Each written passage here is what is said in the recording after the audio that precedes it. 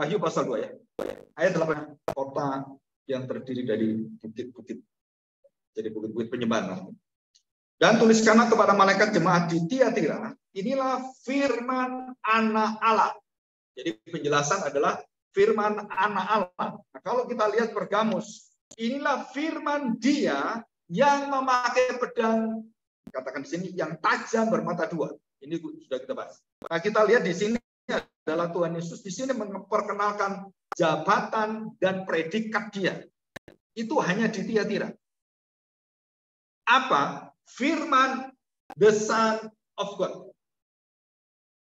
Jadi puncak daripada kekuatan jemaat Tiatira itu adalah pengenalan mereka tentang Anak Allah Kristus Mesias itu berasal dari Allah. Dan Dia adalah Allah sendiri. Firman Anak Allah yang matanya bagaikan nyala api dan kakinya bagaikan tembaga. Apa artinya itu nanti kita melihat penjelasan. 19, aku tahu ada beberapa yang dilihat oleh Tuhan Yesus, dideteksi oleh Tuhan Yesus, dan Tuhan Yesus sangat menyenangi itu. Ya, yang pertama apa? Aku tahu segala pekerjaanmu, 1, baik kasihmu, 2, maupun imanmu, 3, baik pelayananmu, 4, maupun ketekunanmu, 5. Aku tahu bahwa pekerjaanmu, nah ini yang ke-6, yang terakhir lebih banyak daripada yang pertama. Nah inilah yang menutup, yang menyembuhkan jemaat Efesus, yaitu jemaat Tiatira. Kasih mula-mulanya dia tidak ditinggalkan, tapi tambah bersemangat, tambah meluap, tambah dewasa. Dikatakan pekerjaanmu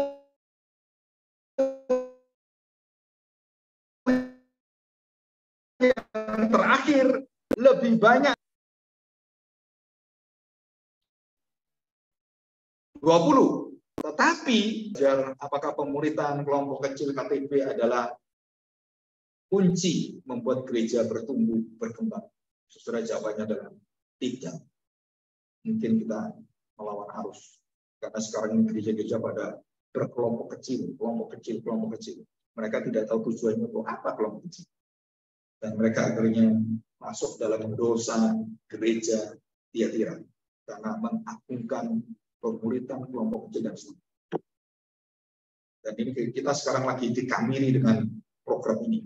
Dulu Rick Warren, sekarang program dari kelompok-kelompok kecil, dari IDMC, dari macam-macam, dan orang-orang Indonesia bikin program-program pemuritan juga. Aneh, manusia itu aneh sekali. Kita ini kayaknya lebih pintar dari Alkitab, membuat program yang di luar Alkitab. Saudara, program kita itu Alkitab langsung, nggak perlu cari program baru. Ada di Alkitab semua. Apa yang kita ajarkan, siapa yang kita ajarkan, bagaimana kita mengajarkan, kapan kita ajarkan, itu ada di Alkitab. Dan yang paling jelas adalah tiru semua tingkah laku Kristus dari A sampai Z. Gerejamu pasti benar. Gerejamu pasti diberkati. Kalau benar. Tapi masalahnya siapa mau tiru Tuhan Yesus? Dari mulai dia memilih murid, kemudian dia memberitakan tentang kerajaan Allah, pesan-pesan pertama yang Tuhan katakan adalah the kingdom of God. Dan itu semua tidak boleh ditinggalkan. Kita ganti pemuritan, saudara, itu metode, not essential, bukan hakikatnya. Nah, kita selalu tidak nyampe ke hakikatnya. Di sini dikatakan hakikatnya apa? Saudara, Tuhan Yesus mengatakan, bukan pekerjaan, baik kasihmu, imanmu, pelayananmu, ketekunanmu, pekerjaanmu yang luar biasa, tambah hari, tambah banyak, program tambah luar biasa. Bukan. Walaupun kamu rajin, imanmu luar biasa, tanda petik kasihmu meluap-luap, berlimpah-limpah, tetap aku mencela engkau. Kenapa? Saya kadang-kadang baca ini bingung. Kenapa bingung? Kasihnya sudah bagus. Imannya sudah bagus, pelayanannya sudah bagus, semua sudah bagus. Kenapa? Nah, rahasianya adalah, saudara, di kota Tiatira itu ada disebut sebagai the guilds. Ya. The guilds, artinya the guilds itu apa? Kelompok asosiasi. Dan mereka itu bersekutu. Mereka itu sangat nyaman dengan kelompoknya. Jadi ada orang-orang yang dikumpulkan talentanya. Aku senang main piano, aku senang membentuk satu persekutuan orang-orang ya dari timur, persekutuan orang NTT Kristen gitu kan, kemudian Batak Kristen ya, bikin sendiri. Guilds. Dan itu dosa yang dibenci Tuhan. Itu gereja Tiatira. Gereja yang mengandalkan kelompoknya, identitasnya, politik identitas itu dibenci Tuhan. Apalagi gereja berpolitik identitas sesuai dengan nama pendetanya, sesuai dengan reform, yang karismatik, saudara, itu dibenci Tuhan. Itu jemaat Tiatira. Dan kita nggak sadar semua, kita berperang. Kamu apa? Reform. Oh, reform. Kamu karismatik. Oh, Katolik. Oh, Katolik. Jadi belum apa-apa, udah kita ini punya benteng masing-masing, punya kelompok guild masing-masing. Sesuai dengan minatnya, interestnya, bakatnya. Wah, kalau dokter kumpulnya dengan dokter, kenapa? Kalau dengan tukang becak nyambung. Dokter itu pintar. Betul. Terus kapan kamu bisa melayani orang-orang yang tidak selevel dengan kamu? Terus orang-orang yang miskin itu yang tidak berpengetahuan, tidak berpendidikan, kapan dikabarkan Injil? Kita nggak akan bisa, saudara. Karena guilds. Nah, dosa ini yang dilakukan Tuhan Yesus. Ayat 20, tetapi aku mencela engkau karena engkau membiarkan wanita Isabel yang menyebut dirinya nabiya mengajar dan menyesatkan hamba-hambaku supaya berbuat zina dan makan persembahan-persembahan berhala. Ayat 21. Dan aku telah memberikan dia waktu untuk bertobat. Saudara, Isabel ini bukan Isabel perjanjian lama ya, tapi nama Isabel yang diidentitaskan oleh Tuhan kepada wanita yang menguasai jemaat Tiatira. Mungkin itu istrinya penatua, mungkin dia istrinya pendeta yang menguasai gereja, yang semua itu diatur oleh dia. Saudara, ini dosa yang begitu besar. Dan saya lihat banyak gereja seperti itu. Istri pendetanya yang punya kuasa dominan, ngatur semuanya. Saudara, itu guilds. Dan itu dibenci Tuhan Yesus. Saya peringatkan orang-orang seperti itu. Ketemu dengan majelis dan siapa, saya beritahu, tidak boleh loh istri pendeta itu mengatur gereja. Saudara, apalagi dia menguasai semua. Saya enak sendiri. Saya senang dia, nggak senang orang itu keluarin aja. Wah, saudara, itu kiamat. Penatua juga sama. Dan banyak gereja, pendeta itu dikeluarkan. Karena apa? Istrinya penatua nggak senang dengan pendeta itu. Mungkin dari sikapnya, tingkah lakunya, terus ngomongin suaminya. Tiap malam dikoroki suaminya. Itu orang kurang ajar. Apanya? Dia kan baik. Oh, kamu nggak tahu. Nggak sopan dengan saya. Saya jalan di depannya. Lihat aja enggak? Hal sepele, saudara. Tapi tiap hari dikoroi ini, penatua itu. Lama-lama, guilds-nya, Isabelnya masuk, saudara. Akhirnya jadi sebel dia dengan pendeta itu. Dan juga istri saya. Dan disitu mulai dalam rapat-rapat, saudara, mulai tendensinya mengeluarkan pendeta. Atau sebaliknya, pendeta mengeluarkan diaken dan semuanya. Dan itu terjadi di depan mata dan sangat lumrah di gereja. Tetapi Tuhan mengatakan, aku mencela engkau, aku benci itu. Dikatakan di sini. Dan diberikan kesempatan, Tuhan itu baik ya, bertobat, tetapi ia tidak mau bertobat dari perbuatannya, dari zinanya, memakan persembahan dan berzina. Dan juga berhala ya. 22, lihatlah, aku melemparkan dia ke atas keranjang orang sakit. Sebenarnya ini melemparkan dia ke atas orang yang sakit, apa artinya? Bahwa Tuhan Yesus memberikan tempat yang layak bagi orang-orang yang merusak gereja, dan orang seperti itu akan masuk dalam penderitaan di dunia ini dan di akhirat. Dan tidak ada jaminan, karena tidak mau bertobat. Itu mengerikan. Ya, dan contohnya banyak. Dikatakan di sini. Dengan ini ya, dengan dia berbuat zina dengan dia, akan kulemparkan ke dalam kesukaran besar jika mereka tidak bertobat dari perbuatan itu. Jadi bukan hanya perempuan Nabiah ini yang dilemparkan Tuhan, yang ikut, jemaat yang ikut, sama dilempari semuanya.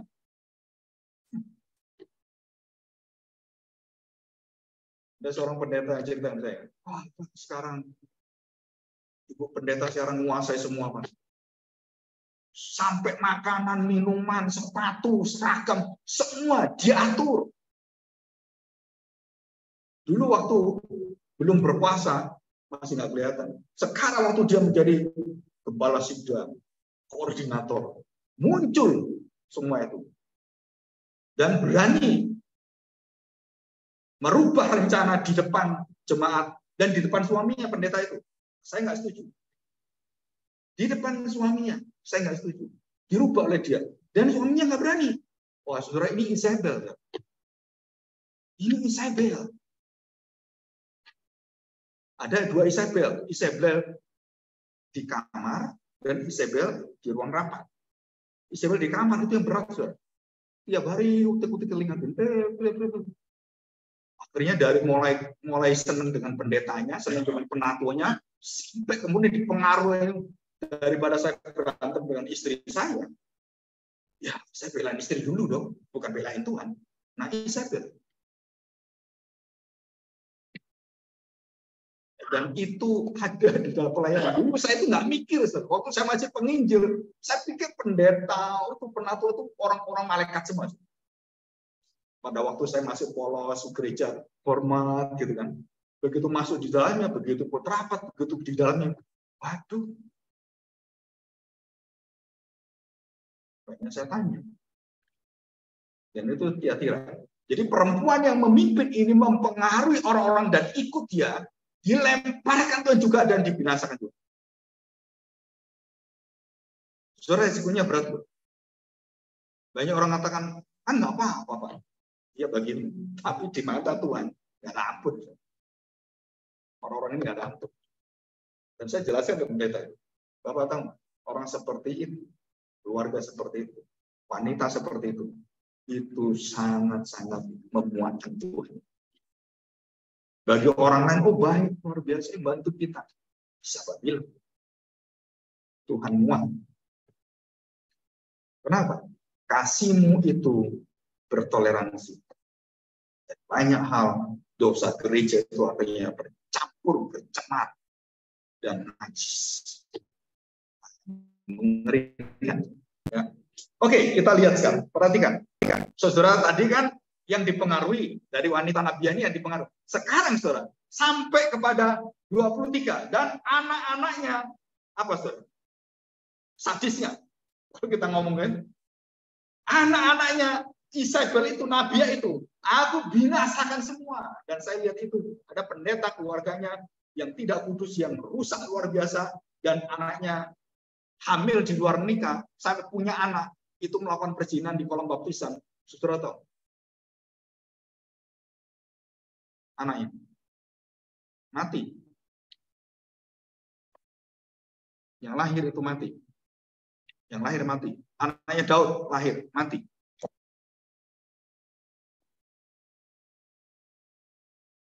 Dan dikatakan sini, anak-anaknya akan kumatikan dan semua jemaat akan mengetahui bahwa akulah yang menguji batin dan hati orang, dan bahwa aku akan membalaskan kepada kamu setiap orang menurut perbuatannya. Tetapi kepada kamu, ini jemaat yang benar, jemaat yang baik, yang tadi itu kasihnya luar biasa, memegang terus kepada firman Tuhan dan iman kepada Kristus. Dikatakan, tetapi kepada kamu, yaitu orang-orang lain di Tiatira yang tidak mengikuti ajaran itu dan yang tidak menyelidiki apa yang mereka sebut seluk-beluk iblis. Ya, kepada kamu aku berkata, aku tidak mau menanggungkan beban lain kepada kamu, tetapi apa yang ada padamu peganglah itu sampai aku datang. Dan barang siapa menang dan melakukan pekerjaanku sampai kesudahannya, kepadanya akan kukaruniakan kuasa atas bangsa-bangsa. Dan ia akan memerintah mereka dengan tongkat besi. Mereka akan diremukkan seperti tembikar tukang periuk, sama seperti yang kuterima dari Bapakku. Dan kepadanya akan kukaruniakan bintang timur. Siapa bertelinga, hendaklah ia mendengarkan apa yang dikatakan Roh kepada jemaat-jemaat. Saudara, seluk-beluk iblis, tata iblis, ada istilah keluar di jemaat Tiatira. Kita masih ingat Pergamus, tata iblis. Dan ini seluk-beluk iblis. Apa itu seluk-beluk iblis? Nah, saudara, kita lihat penjelasan dulu ya. Nah, saudara perhatikan baik. Inti dari jemaat Tiatira adalah love without discernment. Maksudnya apa? Kasih tanpa pemilihan. Nah, saya kemudian meneliti etimologisnya ya. Apa itu discernment? Dari bahasa Latin. Dis namanya apart, dipisahkan. Ya, maksudnya pisahin aja. Terus cernere gitu ya. Cernere artinya proses tindakan to separate, karena tahu yang salah, yang benar, yang najis dan tidak, halal dan haram, baik dan benar. Dan itu tahu persis dan kemudian di-separate. Itu namanya cernere. Kalau mennya itu proses. Ya, discernment, mennya itu satu proses tindakan sampai dia selesai. Nah, saudara perhatikan, apa artinya? Kemampuan melihat, menilai, dan membedakan plus mampu memisahkan. Cernere. Dan intinya adalah cernere. Discernment. Dan saudara, ini bukan kemampuan manusia biasa. Ini kemampuan manusia rohani. Ini kemampuan manusia-manusia yang sudah memiliki kekidian. Orang sudah memiliki Kristus, terang Kristus, dia bisa tahu keputusan Tuhan, dia tahu bedanya. Jadi ini arti di dalam bahasa sehari-hari adalah kemampuan ketajaman spiritual, penilaian ketajam secara spiritual, spiritual discernment, atau dalam bahasa yang lain spiritual discriminate. Penilaian ketajam spiritual, dan ini merupakan inti dasar disiplin gereja. Esensi disiplin gereja adalah bukan kongko-kongko. Esensi daripada pelayanan gereja itu bukan senang-senang, ayo pergi ke sana, kita senang, ayo kita bersuara. Bukan, saudara. Dan di dalam gerakan-gerakan guilds itu, kelompok-kelompok hobi itu banyak jebakan-jebakan setan.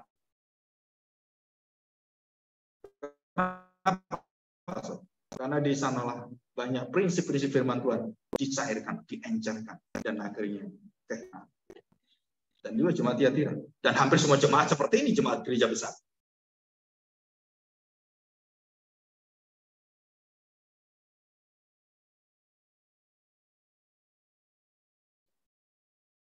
Saudara, ini satu kemampuan jemaat yang masih dia pegang dan dia ikut yang setia, dan bukan ikut nabia, dan yang ikut nabia ujungnya kebinasaan dan dilemparkan Tuhan dalam ranjang kematian, penderitaan, dan dimasukkan dalam hukuman yang kekal. Dan bukan hanya anaknya pun, keturunannya pun, saudara, Tuhan tidak beri kesempatan. Jadi puncak kerohanian di mata Allah yang paling mendasar itu apa? Bukan gerakan tindakan,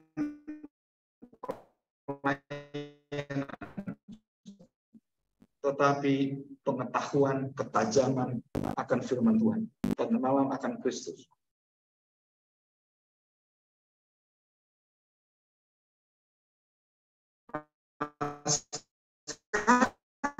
Kita lihat,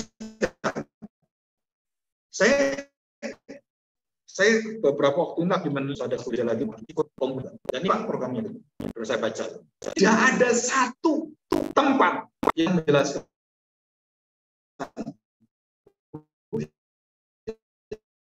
Christ. Nggak ada di dalam bahasan itu yang membahas mengenal Kristus. Dia itu siapa? Saudara? Ya. Kita lihat 7 gereja ini. Tuhan memperkenalkan diri. Ini loh aku pedang permata Tuhan dia. Jawabannya semua program itu menentukan, dan Kristus itu akhirnya tertutup. Kembali ke tirai belakang baik. Jahit kembali gereja dan ditutup dengan sempurna karena dibantu iblis.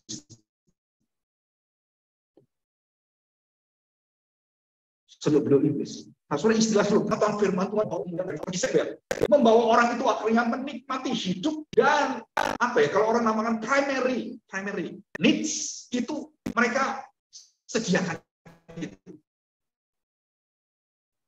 Yang pertama, ya Abraham Maslow itu kan. Jadi kebutuhan makan minum itu dikenyangkan di gereja. Jadi gereja itu penuh dengan apa? Penuh dengan orang yang mau datang karena terkenal memberikan makanan, memberikan kebaikan semua. Saudara, itu nggak salah. Pikiran Yudas seperti itu juga. Ada satu gereja di Semarang, tukang becak dipanggil semuanya, dikasih makan, tukang apa-apa dikasih makan semuanya. Dan 15 tahun kemudian gerejanya penuh dan terbesar di Semarang.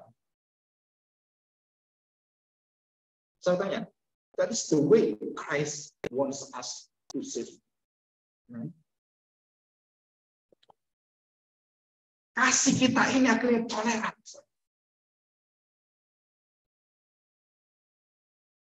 Begitu orang masuk, ada satu orang, jangan ngomong Tuhan Yesus dulu, kasih mereka makan dulu.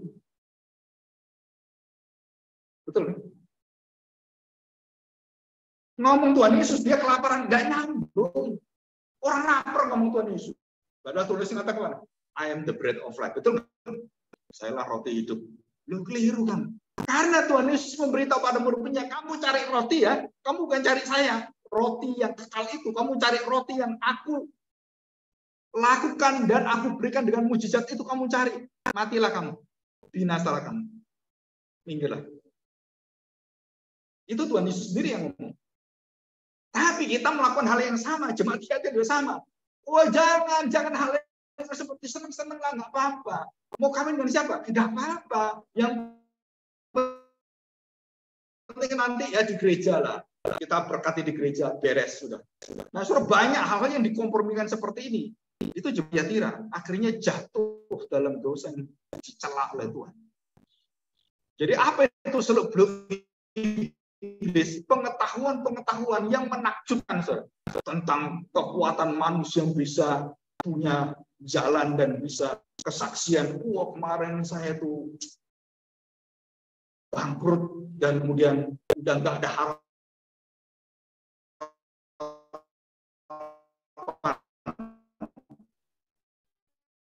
Mengatakan Pilot, tiba-tiba saya bisa nutup utang dan saya menjadi kaya sekali. Rasanya, apakah cara-cara seperti ini, bersaksi seperti ini, itu adalah untuk menarik orang supaya ditangkap dan supaya orang datang pada Kristus? Tuhan Yesus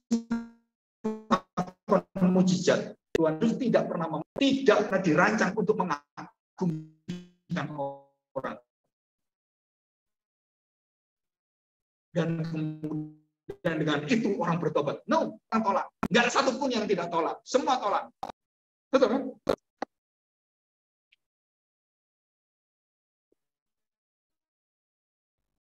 Jadi ini ironis sekali. Saya mengajar gitu ya, dosen-dosen ngajar gitu. Saya sering tanya murid-murid, gimana? Kamu ngaji belajar apa? Saudara, waktu saya dengar itu sedih. Kenapa? Banyak pengajar juga tidak paham siapa Kristus. Terus apa yang diajarkan? Prinsip-prinsip Isabel, prinsip-prinsip Nikolas, prinsip-prinsip William, dan itu ada semua di situ. 3 nama ini adalah nama yang diambil Tuhan Yesus dengan mulutnya, dan dia memberikan contoh, Bileam. Dan itu sekarang dipakai oleh Joel Osteen, Joseph Prince, itu Bileam. Joyce Meyer,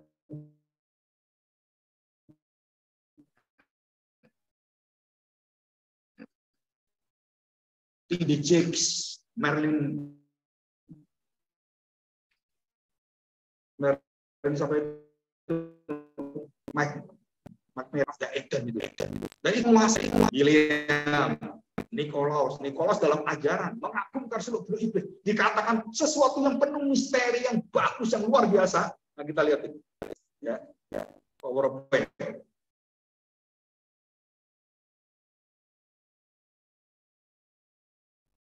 Yang atas. Yang nomor 1. Kira-kira kota yang kira-kira.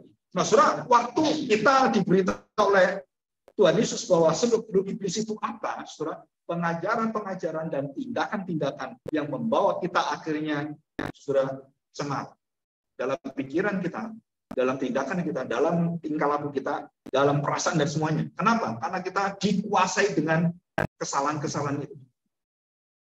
Penuh dengan rahasia. Jadi orang-orang itu bukan hanya bukan hanya tadi kebutuhan itu, bukan hanya itu, saudara. Itu yang berkaitan dengan dilambangkan dengan physical perjinahan fisik. Tapi memberikan persembahan, memakan persembahan, nah itu adalah yang memberi makan dalam kita rohani, pikiran kita dengan apa? Dengan segala sesuatu yang salah itu nggak rohani. Apa contohnya? Memberikan kita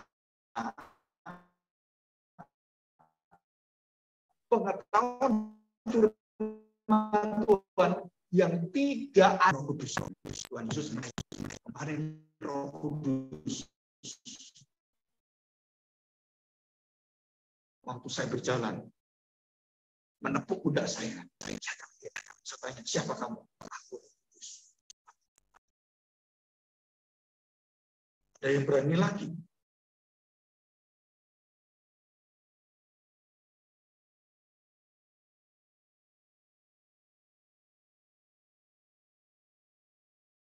Ada seorang hamba Tuhan pendeta mengatakan, seolah-olah misteri, seperti wanita cantik. Badannya itu, waduh, istri saya aja kalah. Ini perzinahan rohani.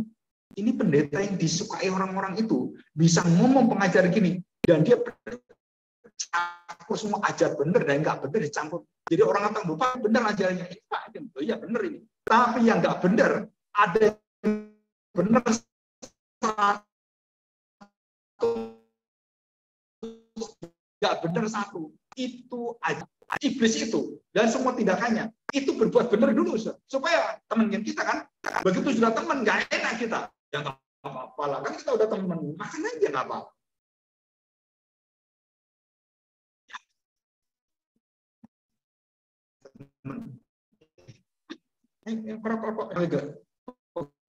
Merokok itu bukan karena saya merokok, karena bisa ada orang yang memberikan satu angan-angan. Kalau kamu merokok ya, kamu jadi laki-laki sejati. Lihat itu rokok, pria sejati. Ya kan? Maco, hebat.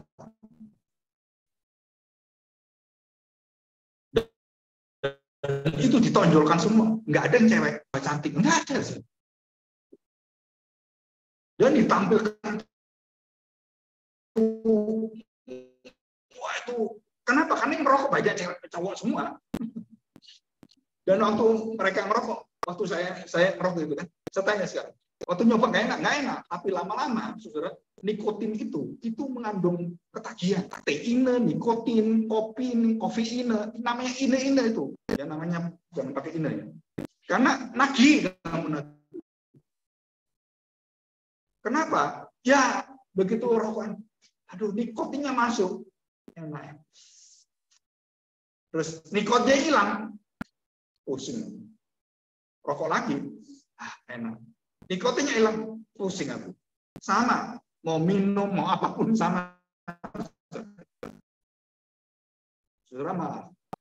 Ada 3 orang. Mungkin lebih 3 orang.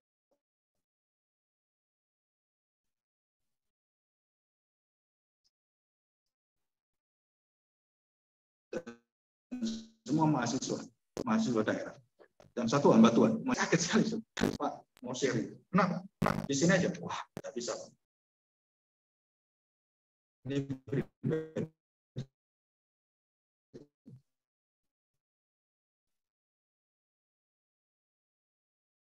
oh iya, udah di sebelah kamar kecil. Mau sharing apa? Dan dia ketagihan hubungan seks.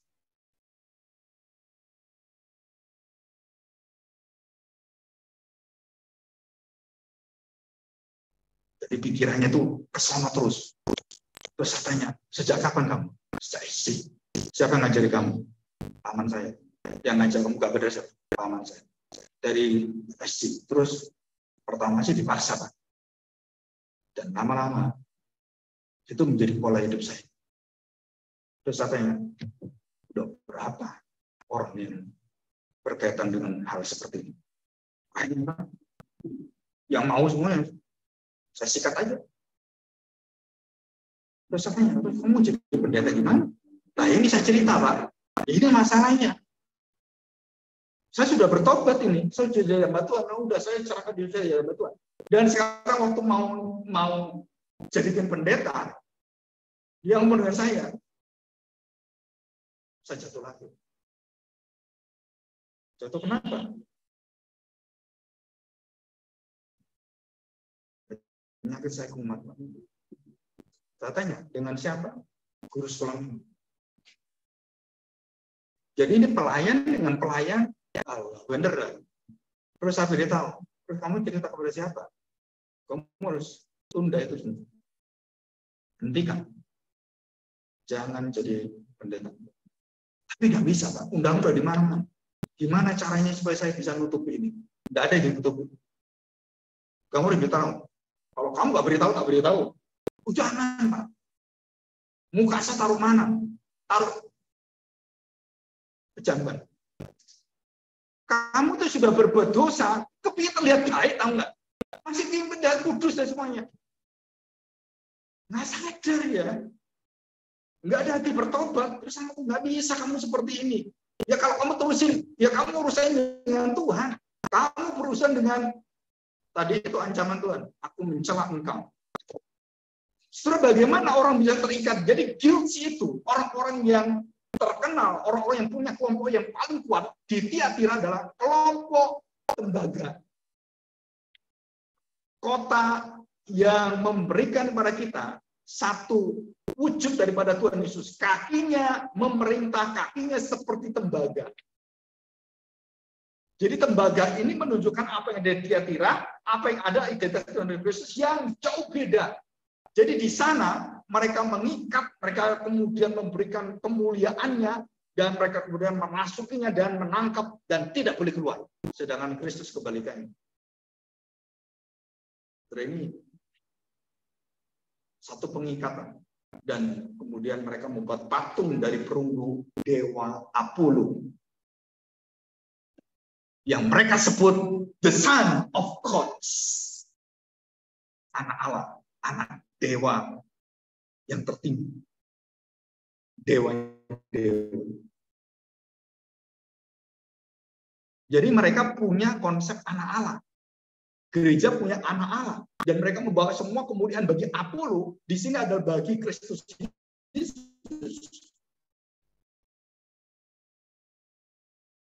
Saudara, saya seringkali berdiskusi teologi. Kita harus tahu batas-batas di mana kita nggak boleh masuk dalam diskusi. Atau membuat istilah-istilah yang memang tidak ada di Alkitab. John Calvin mengatakan satu kalimat bagi seluruh orang-orang reform atau reformasi. Jangan pernah buka mulut kalau Tuhan tutup mulut. Dan jangan tutup mulut kalau Tuhan buka mulut. Dan itu prinsip dari John Calvin. Dan kita kebalikan. Harusnya kita buka mulut karena kita memberitakan yang benar seperti Yusuf. Saudaranya pun, papanya pun, kalau salah, dia ngomong salah. No, salah lu. Lu salah lu. Nggak benar lu. Dibenci pun sampai dibuang, dijual ke Mesir, dia tetap prinsipnya apa? Non-kompromi. Yang membuat Yusuf menjadi pemimpin besar adalah prinsip spiritual discernment. Dan dia mampu membedakan rayuan gombal dan rayuan yang meracuni dia. Istri Potifar. Yusuf mempunyai spiritual discernment. Kalau kita spiritual blindness, buta. Kenapa? Cantik ya. Orang kaya, istrinya orang kaya lagi. Untung kamu kan? Coba pikirin kalau Yusuf pikirannya kotor kayak gitu. Wah, jadi saya bisa menguasai rumah ini kan jadi milik saya sekarang. Wah, saudara itu pikiran iblis itu. Tapi dia memiliki pikiran Tuhan. Dia tidak boleh menyentuh, bukan hak saya. Dan dia kemudian betul-betul spiritualism. Begitu semakin dekat, dia melahirkan diri. Karena dia tahu batas-batasnya di mana. Tapi Isabel, nggak apa-apa. Satu salah. Kamu baik 100. Masih ketutup.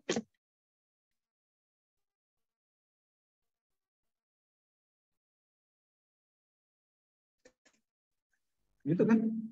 Oke, kita lihat sekarang prinsip. Siapakah Kristus secara cepat ya? Kita lihat. Kita perhatikan.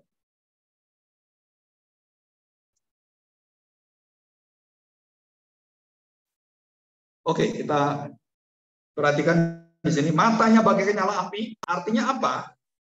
Matanya bagaikan nyala api. Saudara perhatikan, bukan panasnya, bukan ya. Tapi ini adalah terangnya. Dia tahu yang gelap dan dia bisa meneliti, melihat semua, dan dia bisa masuk sampai ke dalam hatimu. Apa yang kebusukanmu, dia artinya apa? Di dalam kekudusannya dia bisa menerangi semua apa yang ada dalam hatimu, dan jangan tutup apapun di hadapan Tuhan. Akui semua. Dan itu akan membereskan dosa kita. Dan yang kedua, kakinya bagian tembaga. Saudara, mengikat orang-orang the guilds, silver guilds itu, orang-orang yang membuat tembaga, yang ahli buat tembaga, membuat patung-patung berhala itu, mereka punya ikatan dan mereka punya satu. Kalau kamu lepas dari kami tidak jamin kami tidak akan menjadi temanmu, kami mengusir kamu. Dan itu mereka. Dan prinsip itu sama dengan Tuhan. Kamu berdamai dengan dunia, kamu musuh saya. Dan itu prinsip Tuhan. Kamu ikut kegelapan, kamu lawan kebenaran. Kamu lawan terang.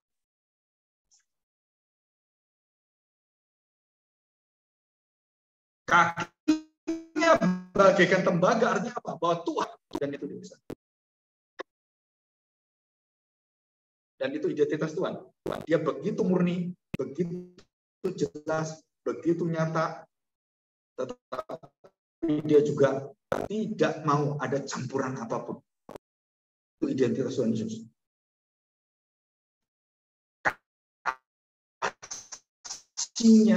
Karyanya, semua apa yang dia lakukan bagi kita, itu betul-betul murni, jernih, dan dia bagikan dengan sukacita yang luar biasa.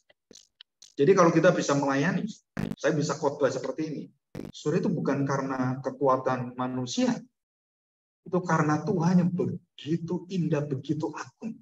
Sehingga kita bisa dengarkan, kita bisa lihat Tuhan Yesus yang saya bicarakan, yang saya khotbahkan. Saudara bisa mengenal dia. Oh, itu Roh Kudus. Saudara bisa mengenal itu pekerjaan Roh Kudus. Karena tidak semua orang bisa mengenal itu, mendengar itu. Yesaya itu berpuluh-puluh tahun melayani bangsa Israel. Dia tahu bangsa ini gak dengar dia, tapi dia ngomong terus. Bertobatlah. Nggak dengar. Tuhan katakan, dia mereka semua bangsaku. Kamu teriak-teriak, mereka melihat buta. Mereka mendengar tuli. Terus saya disuruh khotbah, mau nggak? Ya saya seperti Yunus, daripada buang waktu, ngapain Tuhan? Oh, saya khotbah, mereka dengar. Ini bukan soal dengar nggak dengar, soal kamu saya angkat menjadi hambaku, menjadi suara kebenaran dan kesempatan bagi mereka untuk bertobat supaya mereka tahu pengetahuan itu, janji-janji Tuhan. Jadi Tuhan begitu baik melalui nabi-nabinya, walaupun kamu budak tuli, buta, dablek, blek-blek yang lain, Tuhan masih setia. Jadi kita punya Tuhan itu bukan hanya powerful, faithful. Begitu dalam cintanya itu, kesabarannya. Aduh, kalau kita memiliki Kristus, nah kita baru tahu satu hal. Itu semua dijamin untuk kita. Itu semua dianugerahkan bagi kita. Jadi bukan berarti seperti Paulus katakan, supaya kita mengenal Tuhan Yesus yang luar biasa, ayo kita berbuat dosa. Kenapa? Kan pengampuninya terus. Ini orang kurang ajar sekali. Kalau anugerah Tuhan luar biasa dan saya berbuat dosa diampuni terus, ya saya berbuat dosa aja, kan nanti saya datang diampuni. Oh, itu bukan hati anak Tuhan. Itu setan. Anugerah itu tidak pernah dihina, dan kita juga tidak bisa menghina anugerah itu. Dan ini adalah hal-hal yang dicela oleh Tuhan. Oke, yang terakhir. Nah, saudara perhatikan. Ya. Perkataan inti dari seluruh kitab dan khususnya pada jemaat, 7 jemaat ini, saudara dengar baik-baik. Ada fungsi tentang telinga. Dan ini diulang-ulang di dalam setiap jemaat. Barang siapa mendengar dan bertobat dan mendengar. Kata-kata itu dikatakan, siapa bertelinga, hendaklah ia mendengarkan apa yang dikatakan Roh kepada jemaat. Jadi saudara perhatikan baik-baik. Gereja-gereja itu akan diubahkan Tuhan, ditolong Tuhan. Itu dengan satu cara. Dari mana? Titik poinnya dari mana? Nih, bukan ini. Bukan melihat. Bukan mengecap. Tapi mendengar. Bertelinga. Perjanjian lama telinga itu selalu dipakainya. Kalau untuk Tuhan berbicara kepada bangsanya, itu satu telinga. Bukan dua. Kalau dua, keluar. Masuk kiri, keluar kanan. Gitu kan? Bertelinga itu telinganya satu tunggal. Telinga. Berhenti di sini turun ke hati. Nah, itu betul. Telinga dengar. Sini. Nah, itu anak-anak kita. Dengar, ya keluar lagi. Dengar, keluar. Kamu itu dikasih tahu berapa kali? Ya itu tadi, telinganya dua. Coba telinganya satu. Ngerti terus dia. Siapa yang mendengar itu berkaitan dengan apa? Satu kunci. Saudara, Roma 10 ayat 17. Apa isinya? Coba kita lihat. Roma 10 ayat 17. Jadi, iman lahir, iman muncul, timbul dari pendengaran dan pendengaran oleh firman Kristus. Jadi begini, saudara. Tuhan katakan, akulah firman anak Allah. Betul kan? Dan dia mengatakan, mataku terang, kakiku, dikatakan di situ, seperti tembaga yang menyala-nyala. Dan ini dasar firman Kristus. Dan kemudian kita melakukan perbuatan dosa. Gereja dalam kelemahannya. Terus Tuhan minta, siapa bertelinga? Jadi saya tanya siapa yang bertelinga? Apa jawabannya? Siapa yang bertelinga? Artinya, siapa yang mendapatkan telinga yang bisa mendengar, beriman, yang timbul dari firman Allah itu dan mendengar. Jadi siapa yang bertelinga, saudara, dari kalimat siapa yang bertelinga, itu adalah orang-orang yang memiliki hubungan yang dengan firman tadi di atas, yang punya kaitan dengan di atas. Nah, itu yang baru bisa mendengar. Yang tidak berkaitan nggak bisa dengar.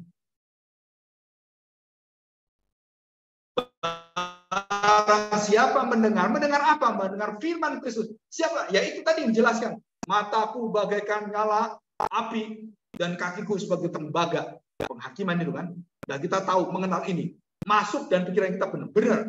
Tuhan itu kasih-Nya luar biasa. Kasih yang menghakimi, kasih yang memisahkan. Kita terima, kita beriman, kita bertobat. Bukan keyakinan, saudara. Oh ya, saya ngerti, saya salah. Biasa saja. Itu tidak membuat ada pertobatan sejati, saudara. Penyesalan bukan repentance. Metanoia itu bukan penyesalan. Metanoia adalah perubahan hati yang baru. Metanoia, noia itu artinya baru. Meta dari alam yang kita rusak menjadi alam yang kita tahu yang baru. Jadi iman itu, telinga itu mendengar firman dan kita percaya, baru kita bisa diterima Tuhan karena kita tahu jalannya kemana. Dikatakan di sini. Jadi barang siapa bertelinga, mendengar. Setelah itu mendengar apa, Pak? Saudara, ada jaminan dari Tuhan. Coba kita lihat yang terakhir. Efesus pasal 2. Demikian. Perhatikan. Orang-orang setia memegang itu dan tidak bergeming. Dia tetap tidak bertoleran dengan dunia ini, dengan Isabel. Tetap setia. Tetapi apa yang ada padamu, peganglah itu sampai aku datang. Holds. Terus setia. Dan barang siapa menang yang melakukan pekerjaanku sampai kesudahnya, kepadanya aku karuniakan kuasa atas bangsa-bangsa. Jadi berkaitan dengan fungsi gereja. Jadi bagaimanakah gereja menguasai bangsa-bangsa? Saudara, dengan pengetahuan firman Kristus dan siapakah Kristus yang matanya menyala bagaikan api itu dan lidahnya, mulutnya seperti pedang bermata dua. Nah, itu yang kita jelaskan. Baru kamu menguasai bangsa-bangsa dan bangsa-bangsa diberikan Tuhan kepada kita untuk mendengarkan Injil. Dan yang kedua dikatakan di sini, dan ia akan memerintah mereka dengan tongkat besi. Tongkat besi tadi yang dikatakan tembaga tadi. Mereka akan diremukkan seperti tembikar tukang meriuk, sama seperti yang kuterima dari Bapakku. Apa yang diterima Bapakku? Melalui Kristus mati di kayu salib, melalui tembaga itu, kaki tembaga itu, orang-orang yang melawan aku, yang tidak terima aku, semua dihancurkan oleh Bapakku, seperti kamu juga dipakai untuk menghancurkan dunia. Sama. Untuk apa? Menghancurkan segala sesuatu yang melawan firman Tuhan. Dan jemaat diberi kemampuan itu, menolak, memerangi, mempertahankan imannya, dan betul-betul memisahkan itu. Jadi tadi yang saya ngomong tadi, hamba Tuhan tadi, pendeta tadi, saya beritahu, kalau kamu hidup mau seperti itu, berkumpul, bertoleransi dengan dosamu, dan orang tidak tahu, mungkin sebagian orang tahu, yang lain nggak tahu, saudara kamu pikir kamu beres, saudara, no. Dan orang-orang yang tahu, yang tidak tegur kamu, dibinasakan Tuhan juga. Jadi sebenarnya ada penatua, ada diaken yang tahu dosanya dia, dan diaken itu juga berdiam, itu dibinasakan Tuhan. Saudara, ini satu pengalaman. Pengalaman saya banyak sekali. Ada seorang penatua, nggak setuju penatua ini jadi penatua, mau jadi penatua. Dan dia cerita, ada 2 orang. Pak Agung, jangan jadi penatua orang ini. Kenapa? Ada sesuatu lah. Terus saya beritahu, ya, saya beritahu, loh penatua itu kan bukan saya menentukan, kan dipilih oleh semua. Dan saya nggak tahu apa yang terjadi kalau penatua itu ada rahasia apa. Ya tolong kasih tahu saya. Dan dia nggak mau kasih tahu. Nggak mau kasih tahu. Dan ada satu orang lagi yang suka memberi gereja, yang memberi persembahan gereja, bangun jalan, biar waktu ngomong-ngomong, akhirnya sudah dekat waktunya. Penatua ini telepon saya, Pak, Bapak ketemu di Bapak ini. Ya di mana? Di rumahnya. Saya udah ngomong, nanti dijelaskan. Dan saya ke rumahnya di daerah Kopo. Waktu ke sana ngomong-ngomong, ada istrinya bayar. Dan sekarang udah cerai dia. Saya baru dengar cerai juga dia. Terus saya beritahu, kenapa? Dia cerita, Pak, ya walaupun saya bukan majelis, saya jemaat biasa. Kalau dari ceritanya lebih baik ditunda dulu, Pak. Jangan pilih dia. Kenapa? Dia cerita, Saudara. Saya kaget, Saudara.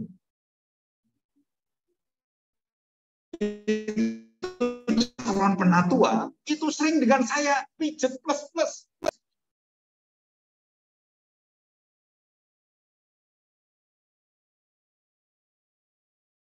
Maksudnya plus apa? Dan dia jelasin, kamu bener gitu? Ya, saya dengan dia bareng, Pak. Nah, selesai, saya dengar, oke. Dan saya beritahu di pertemuan majelis, saya tidak setuju karena ada berita gitu.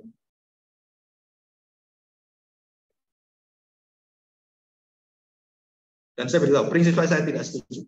Ada 3 nama. Ini. Dan semua nama ini, setelah itu udah nggak ada di peredaran. Udah keluar. Terus setelah selesai, akhirnya di voting. Dan saya kalah. Dan sebelum itu, saya beritahu pada tim hamba Tuhan. Saya tanya, boleh nggak saya share dengan Tuhan? Oh boleh Pak, hanya yang pendeta. Saya share dengan pendeta.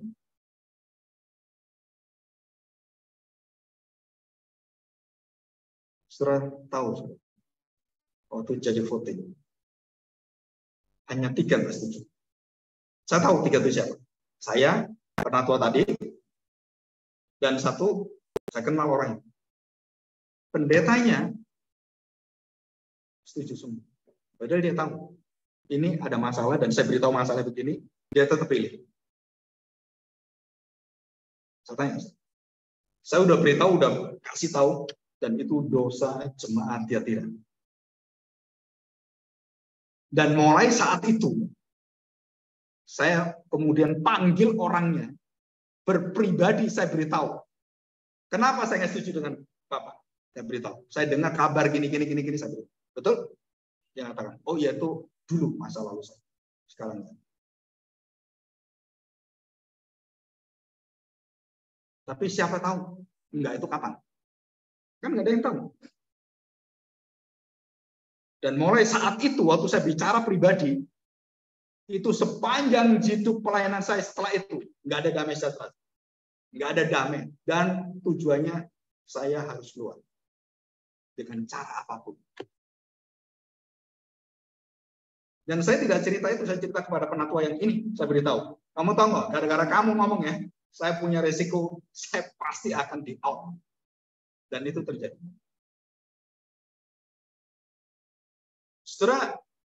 Saudara pikir kemudian saya sedih? Enggak. Kenapa? Saya bangga dengan Tuhan. Saya bangga dengan kekuatan Tuhan. Dan saya tidak menyesal memberitakan dia. Dan saya hanya menunggu kapan kamu bertobat. Saya sedih waktu dia berjalan sama balik lagi. Ada orang ngabarin saya, masih sama Pak. Masih sama katanya. Masa? Iya masih sama. Enggak berubah. Ya sekarang nggak jarang sih katanya. Malah ada yang ngomong dengan saya, oh Bapak tahu nggak sahamnya dia punya juga. Saya kaget juga. Dia punya saham juga di perusahaan-perusahaan itu. Wah masih belum bertobat. Nah sampai hari ini saya berdoa, saya tidak berdoa, Tuhan tutup kesempatan. Enggak. Tuhan nyatakan apa? Waktu dari Tuhan dikasih. Dan kapan kamu bertobat? Minta anugerah. Saya tidak bisa nunggu. Tapi saya hanya bisa melihat buahnya apa. Pola hidupnya apa. Kalau pola hidup masih seperti itu, belum. Dan masih ada kabar, belum. Berarti kapan ini? Saya nggak tahu kapan. Dikatakan Tuhan, barang siapa mendengar kamu dipilih, kamu diikat oleh Tuhan, pasti dibuka telingamu. Dan saya percaya, jika orang itu sebobrok apapun, dapat karunia Tuhan, ujung hidupnya dia pasti bertobat. Walaupun saya menantikan dengan mata yang terbatas. Tapi saya tahu, Tuhan kasihmu luar biasa. Jadi saya nggak ada beban apapun, ketemu orangnya juga biasa aja. Kenapa? Kan urusanku dengan Tuhan, bukan urusan saya. Dan Tuhan Yesus mengatakan barang siapa, dikatakan di sini, yang menang akan kukaruniakan bangsa-bangsa dan bintang timur. Ini yang terakhir. Jadi maksudnya apa bintang timur? Kemuliaan yang jatuh, aku kembalikan. Lucifer yang jatuh bintang timur yang cemerlang, aku akan angkat di dalam kejatuhanmu. Lucifer nggak aku angkat. Kamu, aku beritahu Lucifer, kamu jatuh, aku nggak tolong kamu. Tapi umatku jatuh karena kamu. Aku angkat di depanmu. Luar biasa ya Tuhan kita ini. Rasul Paulus dipakai setan membunuh orang Kristen, mengejar orang Kristen, dan dikatakan aku jatuhkan Rasul Paulus. Saulus jatuh dia. Dan kemudian Tuhan menampakkan diri. Siapa engkau Tuhan? Aku, Yesus, yang kuaniaya. Aku angkat engkau menjadi hamba-Ku, jadi bintang-bintang.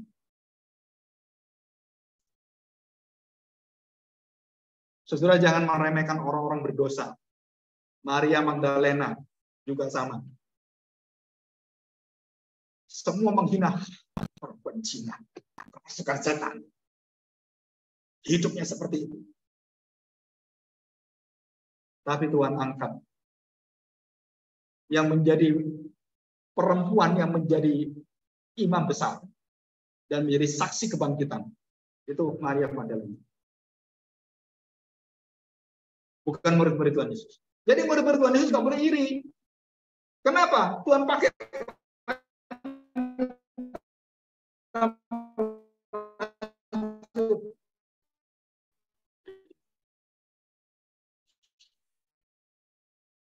Saudara, Tuhan itu apa ya, karakter dari dia? Apa yang Tuhan berikan kalau sampai perempuan Samaria, perempuan Magdalena yang dari Magdala itu dipakai oleh Tuhan, saudara, kita bersyukur. Kenapa? Oh Tuhan, berarti orang-orang yang dalam kehinaan derajat yang begitu dibuang masyarakat bisa Engkau pakai dan Engkau jadikan dia terang bintang timur.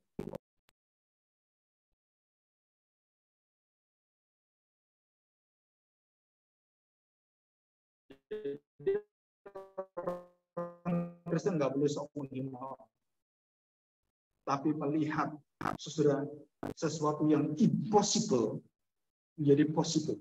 Nggak mungkin gitu kan? Ya mungkin aja. Nah, itu masih manusia bisa kerjakan. Tapi kalau Tuhan tidak mungkin. Ketidakmungkinan itu adalah hanya Tuhan bisa kerjakan. Jadi waktu Maria mengatakan, oh bagaimana mungkin? Tidak ada yang tidak mungkin bagi Tuhan. Laut dibelah oleh Tuhan, nggak ada yang tidak mungkin. Nggak ada manusia bisa belah laut. Laut-lautan ada. Laut-lautan, ya kan, bikin laut kecil dibelah, bisa. Ya, jadi bikin miniaturnya bagaimana Musa membelah itu kan, angin dulu, gitu kan. Orang-orang bayangin gede seperti itu, gimana ya, saudara? Apakah manusia bisa melakukan apa yang dilakukan Tuhan? Enggak. Apa yang dilakukan Tuhan yang impossible adalah tidak mungkin dilakukan manusia. Dan termasuk salah satunya adalah memberi telinga mendengar. Mari kita berdoa, kita bersyukur kepada Tuhan. Bapak yang baik, kami bersyukur di hadapan hari ini. Begitu limpah firman Tuhan. Dan begitu dalam, bukan seperti seluruh iblis, tapi benar-benar Tuhan menjamin kami, memberikan ketenangan, walaupun dalam setiap jalan hidup kami kadang terlihat begitu gelap pekat dan begitu berada di persimpangan sampai kami tidak tahu apa yang harus kami kerjakan, kami lakukan. Dan begitu banyak hal-hal yang membuat kami bisa keluar dari pikiran-pikiran Tuhan yang menjaga kami. Tetapi hari ini kami percaya Tuhan, Engkau memberikan kepada kami satu kekuatan. Kami mengenal Engkau sebagai anak Allah, bukan anak manusia yang separuh, tapi Engkau juga adalah anak Allah yang menjamin kami dengan kekuatan yang impossible gitu. Dan bagi kami tidak mungkin kami bisa balik kepada Tuhan. Tapi Tuhan katakan, barang siapa mendengar, aku memberikan karunia, aku melimpahkan kepadamu. Kami bersyukur Tuhan, karena semua adalah anugerah dan tidak layak untuk kami terima. Terima kasih Tuhan Yesus untuk karyamu dan untuk visi yang begitu jelas kepada 7 gereja ini. Tuhan ajar kami bersaksi supaya kami bisa memberitahukan firman ini kepada gereja-gereja supaya berdisiplin dengan sungguh-sungguh. Karena kasih Tuhan murni, jernih, dan tidak boleh dicampur dengan apapun. Kami serahkan hati kami Bapak. Di dalam nama Tuhan Yesus, kami serahkan seluruh pendengaran kami dan hidup. Amin. Saudara kabar.